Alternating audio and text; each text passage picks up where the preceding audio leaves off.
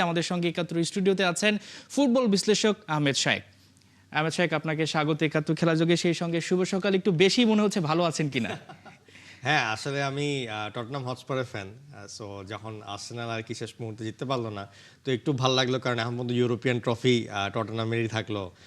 ধরেন আর্সেনাল এখন পর্যন্ত কোনো ইউরোপিয়ান ট্রফি জিতে নাই, তো ওইটা দেখতে আর কি একটু ভালো লাগছে। আমরা একটু যদি ম্যাচে ফিরতে চাই, শুরুতে একদম এগিয়ে গেল ৬ মিনিটের মাথায় এবং সেখানে ধরিয়ে নিচ্ছিল। পিএসজি যত সমর্থক আছে একেবারে নিমিষে চুপচাপ হয়ে গিয়েছিল, কিন্তু পিএসজি ওই জায়গাটা একদমই চুপচাপ হয়নি। তাদের মধ্যে সেই বিশ্বাসটা ছিল যে তারা শেষ মুহূর্তে হয়তো বা খেলায় ব্যবধানটা গড়ে দিবে। আর্সেনাল আসলে কোন জায়গাটা হেরে গেছে আপনার কি মনে হয়? আমি বলবো আর্সেনালের যে উইং ব্যাক, এটা নিয়ে একটা কোয়েশ্চেন ছিলই পুরা ফাইনালটাকে ঘিরেই। কারণ হচ্ছে নর্মালি যে উইং ব্যাক ছিল, right wing back Ben White, সে হচ্ছে আসলে ইনজুর্ড হয়ে গিয়েছিল আর কি সেমিফাইনালে। তো যার কারণে রাইট ব্যাকে যে কাকে খেলাবে এটা নিয়ে অনেক বেশি কোয়েশ্চেন ছিল। আবার এদিকে 2 মাস পরে জাস্টিন টিম্বারও আর কি ব্যাক করলো। সো কনফিউশন ছিল যে জাস্টিন টিম্বারকে একবারে সরাসরি খেলায় ফেলবে নাকি অন্য কাউকে খেলিয়ে আর কি শুরু করবে। তো শেষ পর্যন্ত দেখা গেল যে মুস্কেরাকে দিয়ে শুরু করলো। কিন্তু আসলে আমিও বলবো যে তখন মুস্কেরারা আসলে যেই পর্যায়ে গিয়েও ফাউলটা করেছে, সেই সময় অলরেডি তার কিন্তু অলরেডি একটা ইয়েলো কার্ড ছিল এবং অলরেডি 60 মিনিটস পার হয়ে গিয়েছিল। তো তার একটু আগেই যদি জাস্টিন টিম্বারকে চেঞ্জ করে ফেলতো, তাহলে হয়তো যে ওই ক্রুয়েসকেলিয়ার যে পেস, সেই পেসের সাথে ম্যাচ করে হয়তো আর্সেনাল ডিফেন্ড করতে পারতো। তো ওইখানে আমি বলবো যে ব্যবধানটা লাস্ট মোমেন্টে পেনাল্টিটাই আর কি গড়ে দিল। কারণ ওই সময় যদি পেনাল্টিটা না পায়, পিএসজি কিন্তু অ্যাটাকে খুব একটা বেশি যে কন্টিনিউয়াসলি ক্ষুরোধারা অ্যাটাক করছিল তা কিন্তু না। তারা কিন্তু বক্সের আশেপাশেই ঘোরাফেরা করছিল, কিন্তু গোল দেওয়ার মতন কোনো চান্স ক্রিয়েট করতে পারছিল না। আর্সেনালের ব্যাপারে যেটা বলতে হয় যে তারা আসলে নার্ভটা ধরে রাখতে পারেনি এবং একটা গোলের পর তারা হয়তো বা ট্রাই করেছে যে কোনোভাবে এটা মানে লিডটা ধরে একটা লিড বাড়ানোর যে ব্যাপারটা, সেটা মনে হয় তাদের মধ্যে দেখা যায়নি। মানে একটু কি শুরুতে সন্তুষ্ট হয়ে গিয়েছিল ব্যাপারটা কি তাই? না, আমি বলবো যে আসলে আর্সেনালের এইবারের যে আপনি লিগেও যদি দেখেন, তার যখন লিগ খেলছিল ইংলিশ প্রিমিয়ার লিগ, বেশ কিছু ম্যাচ তাদেরকে দেখবেন যে 1-0 1-0 1-0 গোলে জিতে প্রায় 13টার মতন ম্যাচ সম্ভবত 1-0 গোলে জিতেছে।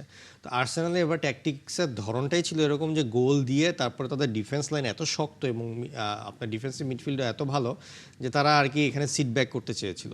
এবং আপনি যদি যে কোনো টিমকে যদি আপনি পিএসজির সাথে খেলতে যান, তখন সেই টিমগুলো চেষ্টাই করবে যে যদি বাই চান্স এক গোল জিতে যাই, মানে এক গোল দিয়ে যাই, চেষ্টা করবো জিনিসটাকে ধরে রাখার। কারণ পিএসজির যেই পরিমাণ অ্যাটাকিং থ্রেট, ওই থ্রেটটাকে আপনি যদি আবার উল্টা অ্যাটাক করতে চান, তাহলে আপনার ডিফেন্স অনেক ফাঁকা হয়ে যাবে। তো এই জন্য আর কি ডিফেন্সিভ খেলেছিল আর কি। এই যে একটা চ্যাম্পিয়ন্স লিগের ফাইনাল হলো, কিন্তু কোনো উত্তাপ নেই, কারো মধ্যে কোনো আলোচনা নেই, সমালোচনা নেই, মনে হচ্ছে যে সমর্থকরা ঘুমিয়ে গেছে। এটা কি বিশ্বকাপের কোনো একটা প্রভাব পড়ছে কিনা? এইটা অবশ্যই বিশ্বকাপের প্রভাব। তার কারণটা হচ্ছে যে আপনার এই যে অন্যান্য সময় যে চ্যাম্পিয়ন্স লিগের ফাইনাল যে হতো, তার আগে মনে করেন যে একটা বিল্ড আপ হতো যে ফাইনাল হচ্ছে এত তারিখে, এইভাবে খেলা হবে, কে কার সাথে কি। কিন্তু আপনি যদি গত এক সপ্তাহের আপনি নিউজ দেখেন, তাহলে মেইন ইয়ে ছিল যে আর্জেন্টিনা স্কোয়াড ডিক্লেয়ার করলো, আর্জেন্টিনায় কে বাদ পড়লো, নেইমারের ইনজুরি আছে কিনা, বা ইংল্যান্ড স্কোয়াড ডিক্লেয়ার করলো। তো এই যে ব্যাপারগুলো, এগুলো সবাই আসলে ওয়ার্ল্ড কাপের মধ্যে আসলে ঢুকে গিয়েছে। এর বাইরে যদি বলি যে আগে যেমন রিয়াল মাদ্রিদ যখন ফাইনালে উঠতো তখন তো একটা আলাদা উত্তাপ তখন একটা থাকতো, উত্তাপ সেই থাকতো। স্বাদটা মনে হচ্ছে যে নষ্ট হয়ে গেছে কিনা ইউসিএল এর। না, না, না, আসলে আমি বলবো যে এটা প্রত্যেকবারে যখন ওয়ার্ল্ড কাপের সিচুয়েশনটা আসে, তখন আসলে আপনার এইটা হয়েই যায়। শুধুমাত্র ব্যতিক্রম ছিল কাতারের ওয়ার্ল্ড কাপ, কারণ ডিসেম্বরে হয়েছিল। বাট এছাড়া আপনার যখনই ওয়ার্ল্ড কাপ হয়, এই চ্যাম্পিয়ন্স লিগের মাত্রাটা একটু রিলেটিভলি কমে যায়, কারণ মানুষজন তখন অলরেডি ওয়ার্ল্ড কাপের আমেজের মধ্যে ঢুকে যায় আর কি। তো সেই আমেজে ঢুকে গিয়ে সমর্থকরা হয়তো বা যে তর্ক বিতর্ক করতে হবে সেই এনার্জিটা রেখে দিয়েছে। আমরা তাহলে একটু বিশ্বকাপে আলোচনাটা করতে চাই যে রাতে যে চ্যাম্পিয়ন্স লিগের ফাইনালটা হলো, তার চাইতে বেশি হয়তো বা এখন গুরুত্বপূর্ণ ব্রাজিলের সঙ্গে পানামার ম্যাচটি, এবং সেখানে নেইমারকে নিয়ে অনেক কথা রয়েছে। কোচ কার্লো আনচেলত্তি যেমনটা বলছেন যে এর আগে বলেছিলেন যে শতভাগ ফিট না হলে তার দল আসলে কেউ থাকবে না, কিন্তু নেইমার তো এখনো পুরোপুরি ফিট না। তারপর তিনি আশার বাণী শুনিয়েছেন। মানে কার্লো আসলে কি চাচ্ছেন নেইমারকে নিয়ে? আসলে যে জিনিসটা আগেও বলেছি যে নেইমারের যে খেলার ধরনটা এবার আসলে 90 মিনিটস খেলার মতন তাকে কনসিডার করছে না কার্লো আনচেলত্তি। তো যার কারণে আপনি যদি 90 মিনিটসে কোনো প্লেয়ার এরকম ইনজুরিতে পড়ে, তাহলে কিন্তু মানে তখন কার্লো আনচেলত্তি অনেক রিস্ক নিয়ে হলেও হয়তো চেঞ্জ করার চিন্তা ভাবনা করতো। এখন কার্লো আনচেলত্তির কাছে তার মেইন যে স্টার্টিং 11, সেইটা তার কাছে ইনট্যাক্ট আছে, কেউ ইনজুর্ড হয়নি। তো যার কারণে আপনি যখন নেইমারকে নিয়ে চিন্তা করছেন যে সে অবভিয়াসলি, আমি যেটা বলছেন যে এবার ক্যামিও দিবে বেশি, তো ক্যামিওটা যদি আপনার ধরেন যে কোনো কারণে প্রথম ম্যাচে এত বেশি দরকার পড়বে না, খেলা যত বেশি হার্ড হতে থাকবে তত বেশি তার প্রয়োজনীয়তাটা বাড়তে থাকবে। তো সেই ক্ষেত্রে আমার মতে এখানে কার্লো অ্যানচেলত্তি যেটা বলেছে যে 26 জনের স্কোয়াড সে যেটা ঘোষণা করেছে এখান থেকে কেউ রিপ্লেস হবে না, যে যার মতন আছে সেভাবেই থাকবে। আর নেইমারের ইনজুরিটাও আসলে 2-3 সপ্তাহের মধ্যে ঠিক হয়ে যাওয়ার মতন কোনো বড় ইনজুরি না যেটার জন্য অপারেশন লাগবে বা 3-4 মাস লেগে যাবে। সো আই থিঙ্ক সেই আন্ডারস্ট্যান্ডিং থেকে আমি বলবো যে হ্যাঁ, কার্লো অ্যানচেলত্তি ঠিকই আছে, কারণ সে এখনও আপনি যদি দেখেন যে এই 2টা ফ্রেন্ডলি ম্যাচ যে হবে, এই 2টা ম্যাচেও কিন্তু অনেক প্লেয়ারকে সে পাবে না।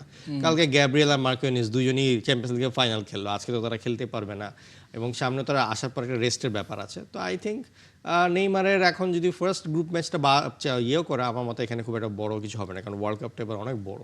তো সেক্ষেত্রে ধরেন এই যে নেইমার অনেকদিন পর ন্যাশনাল টিমে ফিরছেন, প্রস্তুতি ম্যাচেও তো তার নিজেকে একটু মানিয়ে নেয়ার বা একটু দেখার বিষয় ছিল, সেটা মিস করায় পরবর্তীতে ধরে নিলাম যে সে হয়তো প্রথম ম্যাচটা খেলতে পারবে না, তারপরে ম্যাচটা হাইতি ম্যাচে সে ফিরবে। সেই ম্যাচে তাকে আসলে কিভাবে খেলাবে যদি কিনা সে প্রস্তুতি ম্যাচ বা এই ম্যাচগুলো খেলতে না পারে? কোন ভিত্তিতে খেলাবে? না, নেইমারের কোয়ালিটি নিয়ে তো কোনো সন্দেহ নাই। আর নেইমার যেই কোয়ালিটি, সে যদি ওয়ার্ল্ড কাপের ধরেন যে একটা ম্যাচ মিস করে বা ফ্রেন্ডলি ম্যাচগুলো মিস করার পরও যদি ম্যাচগুলো খেলে, সে নামার পরে যে খেলা দিবে সেটা বাকি সবার লেভেলের থেকে একটু হাই থাকবে। সো যার কারণে আমার মতে এখানে খুব একটা বেশি সমস্যা হবে না, সে আসলে তার জায়গা মতনই খেলবে। শুধুমাত্র তার ফিট থাকাটা, মানে নেইমারের সবচেয়ে বড় ব্যাপারটা হচ্ছে সে যদি ফিট থাকে, সে যে খেলাটা উপহার দিবে সেটা ব্রাজিলের স্কোয়াডের বাকি কোনো প্লেয়ার ওই লেভেলের খেলাটা আর কি দিতে পারবে না। সো আই থিঙ্ক এখানে কোনো একটা বেশি প্রবলেম হবে না। আপনার কি মনে হয় যে আমরা দেখেছিলাম এর আগে যখন দল ঘোষণা হয় 700 সাংবাদিক ছিলেন, অনেক গেস্ট ছিলেন, লাতিন আমেরিকা বা ওই অঞ্চলটাতে প্রচুর একটা চাপ ছিল, দর্শকদের অনেক বেশি চাপ ছিল। তো কার্লো আনচেলত্তি কি কোনোভাবে দর্শকদের ঠান্ডা করতে বা তাকে আমি ম্যাচে খেলাবো কি খেলাবো না সেটা পরে, এই ধরনের কথা বলেছেন? এই স্টেটমেন্টটা কি সেখানে এসেছে কিনা? হ্যাঁ, এটা ধরেন যে একটা পার্ট হতে পারে, কারণ হচ্ছে যে ব্রাজিল ন্যাশনাল ফুটবল টিমে আপনি শুধু ব্রাজিল ন্যাশনাল টিমের 23 জন বা 26 জনকে ম্যানেজ করেন না, আপনি পুরো দেশের যত লোক ফুটবলের ইভেন শুধু ব্রাজিলে না, আমাদের দেশের কথাই বলি। সব দেশ, মানে আপনি ধরেন আমাদের দেশে এই কারণে হচ্ছে যে আমাদের দেশে আবেগটা বেশি ব্রাজিলকে নিয়ে, যার কারণে আমাদেরটা আর কি অনেক বেশি প্রকাশিত হয় এবং এটা ওয়ার্ল্ড ফুটবলে মানে প্রমাণিত যে আমাদের ফ্যানডমটা। তো কিন্তু আপনার অ্যানচেলত্তি যে ব্যাপারটা যে শুধু যে প্লেয়ার ম্যানেজ করতে হয় তা না, তাদেরকে ফ্যানও ম্যানেজ করতে হয়। তো সেটার পার্ট হিসেবেই এখন কার্লো অ্যানচেলত্তি যেটা করলো যে ফ্যানদেরকে একটা কনফিডেন্স দিল। ফ্যানরা কিন্তু একটা মানে খুব কনফিডেন্সে ভুগছিল যে নেইমার থাকবে কি থাকবে না, কিন্তু শুরুতেই কনফিডেন্স দিয়ে দিল এবং এটাতে হলো কি সাপোর্টটা পুরো পেয়ে গেল। এখন সবাই আগের মতন জৌলুস নিয়ে আবার কিন্তু সেই ব্রাজিলকে সাপোর্ট করবে। আমরা যদি বলি যে পানামার সঙ্গে খেলা, পানামা কিন্তু ভালো একটা টিম এবং তাদের র্যাঙ্কিংও কিন্তু যথেষ্ট ভালো। তো সেক্ষেত্রে আজকে তো মনে হচ্ছে যে পানামার হয়ে আসলে আর্জেন্টিনার সমর্থকরা চাইবে যে এই ম্যাচটা পানামা জিতুক। পানামা আসলে এই ওয়ার্ল্ড কাপে আপনি যদি ডার্ক হর্সদের মধ্যে নাম নেন তাহলে পানামা চলে আসবে। কারণ হচ্ছে যে পানামার কিন্তু এখন ফিফা র্যাঙ্কিং হচ্ছে 33 এবং পানামা আপনি যদি মানে ওই যে রিজন থেকে আসে ওইটাকে যে মধ্য আর উত্তর আমেরিকা, তো সেটা হচ্ছে কনকাকাফ রিজন বলে। তো সেইখানে সবসময় আমরা শুধু ইউএসএ আর মেক্সিকোর নাম শুনি, এরপরে থার্ড যদি কোনো টিম থাকে দ্যাট ইজ পানামা। এবং পানামা আপনি হচ্ছে গতবার ওদের যে কনকাকাফ নেশনস লিগ হচ্ছে সেটাতে রানার্স আপ হয়েছে। সো এখন ওদের টিমটা যেইটা অনেক অনেক স্ট্রং একটা ডিফেন্সিভ টিম, এই টিমকে হারানোটা কিন্তু এত সহজ হবে না এবং তারা আছেও ওয়ার্ল্ড কাপে যে গ্রুপে, সেই গ্রুপটা কিন্তু অনেক কঠিন, ইংল্যান্ড, ক্রোয়েশিয়া, ঘানা। সো এবং তারা ওয়ার্ল্ড কাপে একটা খুব ভালো একটা মানে কষ্টের সময় দিবে আর কি ইংল্যান্ড এবং ক্রোয়েশিয়াকে, আমি বিশ্বাস করি। সো আই থিঙ্ক এইটা একটা ভালো একটা প্র্যাকটিস হবে ব্রাজিলের জন্য, তাদের ফরমেশন, তারা কিভাবে এরকম একটা স্ট্রং টিমকে মানে ব্রেক করতে পারবে, এইটার একটা প্র্যাকটিস থাকাটা। সো আই থিঙ্ক একটা ভালো একটা ফ্রেন্ডলি অ্যারেঞ্জ করেছে সেই হিসাবে। মানে যে একটা গুঞ্জন ছিল যে হ্যাঁ ওয়ার্ল্ড কাপের আগে কোনো ভালো কোনো টিমের সাথে খেলা হচ্ছে না, আমি বলবো যে পানামা এবং ইজিপ্ট দুইজনের সাথে যে খেলবে এটা ব্রাজিলের প্রস্তুতির একটা ভালো অংশ হিসেবে বিবেচিত হবে আর কি। ক্লাব ফুটবলে অনেক সাকসেস রয়েছে কার্লো আনচেলত্তির এবং এই যে বিশ্বকাপ দিয়ে তার কিন্তু একটা বড় চ্যালেঞ্জ নিতে হচ্ছে। বিশেষ করে যদি বলি এবার অনেকগুলো বেশি ম্যাচ এমনও যদি হয়ে যায় যে ফিফা ফ্রেন্ডলি খেলতে গিয়ে কেউ ইনজুর্ড হয়ে যায় এবং আপনি যেটা একটু আগে বলছিলেন যে যেই ধরনের প্লেয়ার রয়েছে ম্যাক্সিমামই তারকা প্লেয়ার, তারা ক্লাবে ব্যস্ত সময় থাকেন, তাদেরকে পাওয়াটাও খুবই টাফ এবং অল্প সময়ে তাদেরকে পাওয়া যায়, টিম বন্ডিং এর একটা ব্যাপার রয়েছে। ওভারঅল কার্লো আনচেলত্তির চ্যালেঞ্জটা কি থাকছে, কোন জায়গাটা সবচেয়ে বেশি? আমি বলবো সবচেয়ে বেশি যে তার যে ট্যাকটিক্সটা, তার যে গেম প্ল্যানিংটা, এইটা ইমপ্লিমেন্ট করা এই ব্রাজিলিয়ান প্লেয়ারদেরকে নিয়ে, এটাই হচ্ছে তার সবচেয়ে বড় কঠিন জায়গাটা হবে।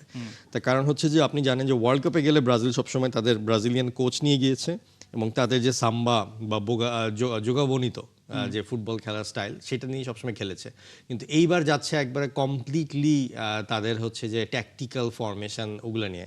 এবং মোস্ট যেটা বুঝতে পারছি যে কার্লো আনচেলত্তি 4-3-3 ফরমেশনই হয়তো খেলাবে।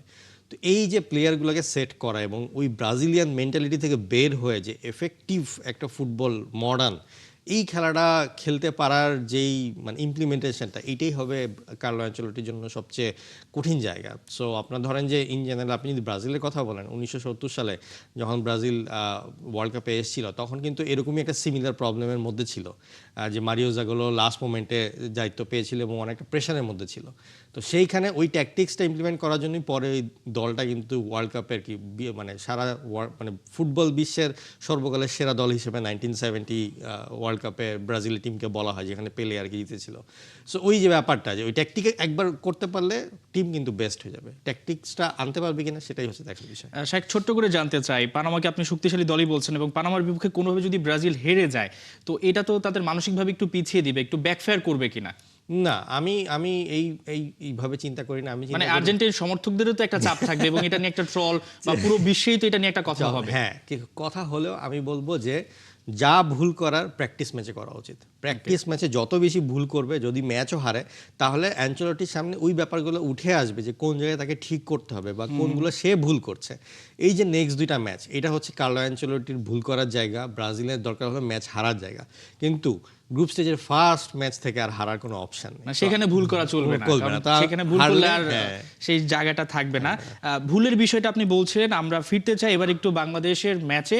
সাফে নারীদের সামনে আজকে বিগ ম্যাচ, সেটা হচ্ছে ভারতকে হারানো। ভারতকে শুধুমাত্র গ্রুপে হারিয়ে চ্যাম্পিয়ন হওয়া না, এখানে আমাদের দেশের কূটনৈতিক অনেক ব্যাপার স্যাপারই থাকে যে সেটা যেই পর্যায়েরই খেলা হোক। এর আগে ভারত কিন্তু 11-0 গোলে মালদ্বীপকে উড়িয়ে দিয়েছে। সেই মালদ্বীপের বিপক্ষে আমরা 4-2 গোলে জিতলাম, কিন্তু তারপরেও কিন্তু কেউ সন্তুষ্ট নয়। ভারতকে বাংলাদেশ কয় গোলে হারিয়ে সেই যে আক্ষেপটা সেটা পূরণ করবে? আসলে এখন পিটার বাটলারের সাইড থেকে যদি চিন্তা করি এবং আমিও যদি ইন জেনারেল দেখি যে বাংলাদেশ এখন ফুটবলটা যে পর্যায়ে চলে যাচ্ছে, মেয়েদের ফুটবলটা, এবং যে পর্যায়ে অলরেডি পৌঁছে গেছে, সেক্ষেত্রে একটা গ্রুপ স্টেজের ম্যাচে যে ভারতের সাথে জেতার যে ব্যাপারটা, এই জায়গাটায় আমি মনে করব যে বাটলারের এখন সে নিজেও এটা নিয়ে খুব একটা বেশি ওয়ারিড না। তার কারণ হচ্ছে যে আপনি জানেন, আপনি যদি ফাইনালে উঠেন, এখানে বাকি যে দলগুলো আছে মালদ্বীপ, শ্রীলঙ্কা বা পাকিস্তান বা যেই আছে, তাদের ক্ষেত্রে যদি চিন্তা করেন দিন শেষে কিন্তু ঘুরে ফিরে ফাইনালে আপনার ইন্ডিয়াই আসবে। সো বাংলাদেশ ভার্সেস ইন্ডিয়া খেলাটাই হবে। তো সেই ক্ষেত্রে বাটলার, আমি যেটা আমি পড়ছিলাম যে বাটলারের চিন্তা ভাবনা হচ্ছে যে বাটলার আর কি চেষ্টা করবে যে হয়তো টিমটাকে একটু শাফল করার জন্য। সো আমিও এইটার পক্ষে যে শাফল করো, কারণ গ্রুপে এখন আপনি নকআউটে উঠে গেছেন, আপনার এই গ্রুপ স্টেজের ম্যাচটা খুব একটা বেশি সিগনিফিকেন্ট বহন করে না। তো যদি সে হচ্ছে ফাইনালের জন্য রেখে দেয় তাহলে আমি বলবো যে এটা বেটার হবে। আনিকাকে নিয়ে অনেক কথা হচ্ছে, দুর্দান্ত তিনি খেলছেন, যেটা আমরা বাংলাদেশে ন্যাশনাল টিমে হামজাকে দেখতে পাই, মেয়েদের ফুটবলে এখন আনিকা। সো এই যে প্রবাসীদের নিয়েও তো নিশ্চয়ই ভারত ভাববে, যেটা হামজাকে নিয়ে ভেবেছিল এবং তার জন্য আলাদা প্ল্যান করেছিল, তাদের মাথায় তো এটা খুব ভালোভাবে আটকে গেছে। হ্যাঁ, আনিকা আসলে এখন যে পজিশনে আনিকাকে খেলানো হচ্ছে, আনিকা বেশ ভালো একটা পজিশনে খেলছে। আগে থেকে রাইট উইংয়ে খেলানো হচ্ছিল, যেটাতে কিনা তার এফেক্টিভ ছিল না সে। তো কিন্তু এখন তার স্ট্রাইকিংয়ে সে ভালো ফিনিশ করতে পারে এবং পজিশনটাও ভালো। সো আই থিঙ্ক আনিকাও আস্তে আস্তে অ্যাডাপ্ট করছে। আর হ্যাঁ, এখন আসলে যেটা ইন্ডিয়া হয়ে গেছে যে নারী ফুটবলে Bangladesh as a nation, as a team এত বেশি স্ট্রং যে মাথা ব্যথা পুরো বাংলাদেশকে নিয়ে। কারণ এত প্লেয়ার আছে, আপনি শামসুন্নাহা জুনিয়র, ঋতুপর্ণা চাকমা, মারিয়া মান্ডা, এখন তো আবার হচ্ছে যে আরও উমেলা আছে, তো গোলকিপারে মিলিও আছে। তো এখন আসলে টিমটা এত বেশি ব্যালেন্সড এবং এত প্লেয়ার আছে যেখানে আসলে একজন প্লেয়ারের থেকে পুরো দলকে নিয়ে আর কি বেশি চিন্তা করতে হবে। ভারতের বিপক্ষে নিঃসন্দেহে আমরা অ্যাটাকিং ফুটবলটা খেলবো এবং সেখানে হাইলাইন ডিফেন্সটা বারবার আলোচনায় আসে এবং কোচ একটা কথা বলছেন যে ভাই আমার যদি পরিকল্পনা বদলাতে হয় তাহলে বলো, আমি এখন ইংল্যান্ডে চলে যাই। এই যে সবসময় উনি থ্রেটটা দেন, এইটার আসলে রহস্যটা কি? তার কারণ হচ্ছে যে ইন জেনারেল যেটা হয় যে একটা কোচের একটা দর্শন থাকে এবং সেই দর্শন অনুযায়ী আসলে পুরো টিমকে চলতে হয়। এবং আপনি এরকম তো না যে এই হাইলাইন ডিফেন্স খেলার কারণে হয়তো আমরা গোল খাচ্ছি, কিন্তু দিন শেষে আপনার সাকসেস এন্ডটা যদি আপনি দেখেন তাহলে কিন্তু সে সাকসেসও নিয়ে আসছে। সো সেই ক্ষেত্রে যতক্ষণ পর্যন্ত সে সাকসেস নিয়ে আসতে পারছে, সে কয় গোল খাচ্ছে ম্যাচে এটা আসলে এত বেশি চিন্তা হওয়া উচিত না। তার কারণ হচ্ছে হাইলাইন ডিফেন্স খেললে বা অ্যাটাকিং ফুটবল খেললে এটাই হবে যে আপনি 2টা গোল খাবেন, 4টা গোল দিবেন, এটাই নর্মাল। সো আই থিঙ্ক এখন বাংলাদেশের যে ফুটবলের যে মেন্টালিটি, সেখান থেকে যদি একটা সাহসী মেন্টালিটির জায়গায় যেতে হয়, এরকম হাইলাইন ডিফেন্সই খেলতে হবে এবং গোল খাওয়াগুলোকে এত বেশি নজরে না আনলেও হবে।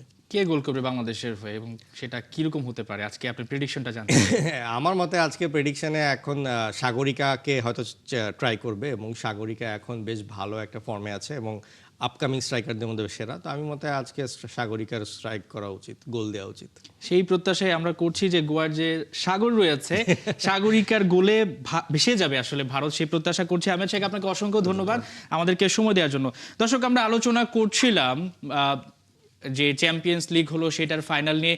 একই সঙ্গে ব্রাজিলের আজকে প্রস্তুতি ম্যাচ রয়েছে, বাংলাদেশ নারী সাফে ভারতের মুখোমুখি হবে। সবকিছু মিলিয়ে আলোচনা করতে আমাদের সঙ্গে স্টুডিওতে ছিলেন ফুটবল বিশ্লেষক আহমেদ শেখ।